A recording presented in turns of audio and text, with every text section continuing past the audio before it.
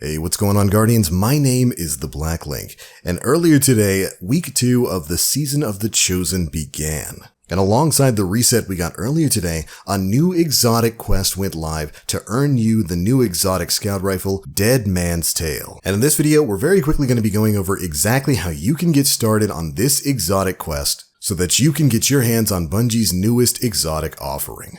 Alright, first things first, the trigger for this quest is actually going to be located in this week's Nightfall, the Arms Dealer Strike. If you start up the Nightfall, the very first room of that strike is going to have a new door open for you. If you go into the area where all the champions are, it should be right at the very start of the strike, you'll notice that the door the champions are in front of, which is normally closed, is actually open. Clear out the room, make your way through that door and the hallways following it, and you'll eventually come upon a boss. When you defeat that boss and take out the turrets all around him, you'll find a distress signal that you'll be able to pick up. Grab that and then head back to speak with Commander Zavala. The distress signal seems to be coming from an abandoned Cabal ship way out in the reef, so Zavala is going to task you with heading to that ship and finding the Guardian who sent the distress message.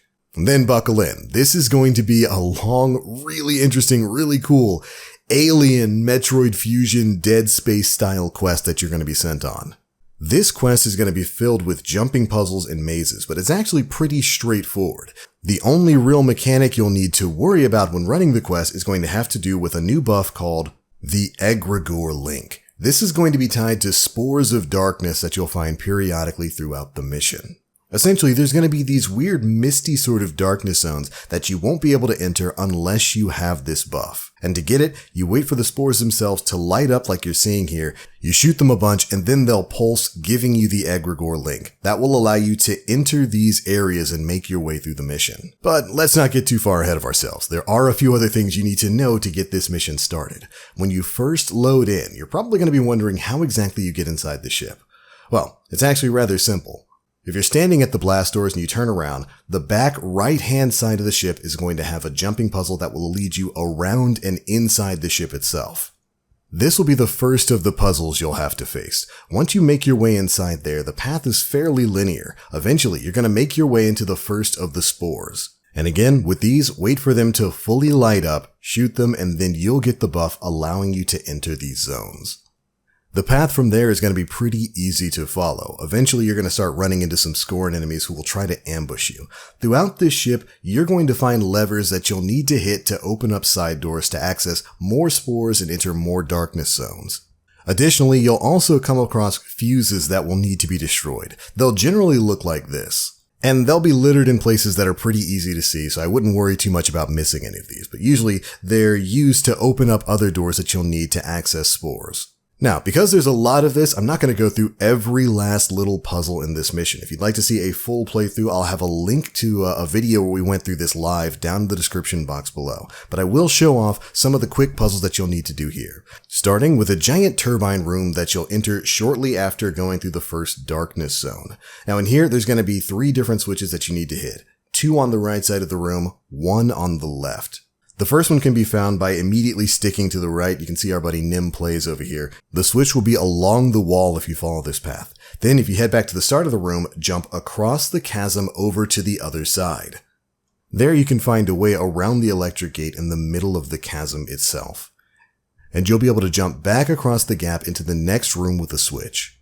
When you get across the chasm, there will be a fuse that you blow up, opening up a trapdoor. Drop down there, and there will be a bunch of screeb. Once you've dealt with them, jump up to the platform almost directly above where the screeb were spawning. There you'll find your next switch. Hit it, then head over to the second floor of the opposite side of that room and you'll find a door opened for you. Once you've made your way out, jump back across the chasm and then you'll find the final switch on the last pillar. Once you've hit that, look down below you and against the left side wall. You'll see a small door that you'll be able to jump to. Right above it will be a fuse. Blow that fuse up and the door should open. Then get ready for one of the first big puzzles here. Once you've opened the door and made your way inside, you're going to find yourself in kind of a Star Wars styled trash compactor, with a switch at the far end of the room. Hit that switch and the walls are going to start closing in on you after spawning a bunch of screeb. The trick here is to look at the floor for grating. Some of them you'll be able to break away, revealing fuses. If you find all of the fuses and blow them all up, the walls will stop and a new path will open to move forward. Drop down there and then follow the path forward. It's going to lead you into the hangar of the Glycan, the ship that we're actually on right now. Here, you're going to have to fight off a few waves of Scorn. Once you're done, head outside the ship using the path we're taking here. It'll lead you back around to a new area of the ship, where you'll find some nearby spores and darkness zones. You know what to do by now. Go ahead and get that egregore link and then head through those zones. You will, of course, have to hit the switch to get the door to the spores open, but it's right next to it, so I don't see how you'd miss it. Once you've made your way through, you'll be trapped by more screebs. Clear them out and then take a look around the room. You're going to find a switch right in the middle of it. Hit it and it'll shut off the electricity trap on the second floor, but only for a short period of time. So once you've hit that switch, you need to jump right up there with the quickness. And up there, against the wall, you'll find another switch, which will open up a nearby door. Hit it, head through, and at the end of that hallway, you'll find yet another switch available to you. This will open the door right next to you, as well as one directly beneath you with another spore inside. Go ahead and hit it, and then follow through to the nearby darkness zone up the hill. This will lead you to another room full of Scorn and a sneaky jump scare trap door that Bungie put in, similar to the Trevor trap in the 0-hour mission from before. Ignore this hallway right here. If you go nearby, you'll be able to drop down and find another path that will lead you to a fuse. Blow that up and then follow the path that we're taking here to get access to the next spore. Grab your buff and then head to the nearby dark zone. This will drop you down into a very short maze. You'll find multiple paths down multiple vents, with one path leading to a spore and another path leading to a darkness zone. Once you've opened up the pathways, just follow the track that we're taking here. It'll get you straight from the spore to the zone you need to head to. And then when you've made your way through that, you'll find yourself back in the central room we were just in. Except this time, there's going to be a new door that you can go through a new darkness zone. So go and hit the spore, make your way through, and you're going to find more Scorn enemies. Take them out and there will be a nearby switch that you can hit. If you hit that switch and then turn around and look at almost the opposite wall, you'll find a fuse that you can destroy as well. This will open up the path to your next egregore link spore. Grab it, head through the zone, and then congratulations, you're almost at the end of this. The last little challenge is really just kind of a speed run through a very short room. It'll be a room with several turbines, and if you head over to the right-hand side of it, there will be a dead ghost that you'll be able to pick up on subsequent runs of this mission. But the general pathing here is you want to grab the egregore link, make your way through a short jumping puzzle over to a second egregore link, which will only be accessible if you haven't run out the timer on your previous egregore buff. So you go, you refresh that timer, you make your way across the jumping puzzle like we're showing you here, and eventually you'll make your way into the final room of this mission. From here, you've got one more egregore link to follow, which will take you into the boss room where you will face the Locus of Communion, the final boss of this mission. Now, it's mostly just your standard 3-phase boss fight. After you chop off the first third of his health, he's going to go immune and teleport to the room beneath you, which you can access by jumping down the shafts on the right-hand side and the back of the room. The trick here is that the rooms downstairs are going to be overheating, meaning you'll take burn damage as long as you're down there. In order to fix that, there will be 3 terminals in the second floor of this room that you need to activate. These will send coolant down to the bottom floor, which will allow you to access it so you can go down there and fight the boss for a short period of time. Before the coolant runs out, the room begins to overheat again and you have to head back upstairs to do the same thing. The 3 panels themselves are pretty easy to find. The first is near the front of the room where you entered. The second will be over on the left-hand side of the room in kind of a side room that's already overheating, so you'll take burn damage while you're in there trying to activate it. And the last one will be directly across from the first panel, in the very back on the opposite side of the room.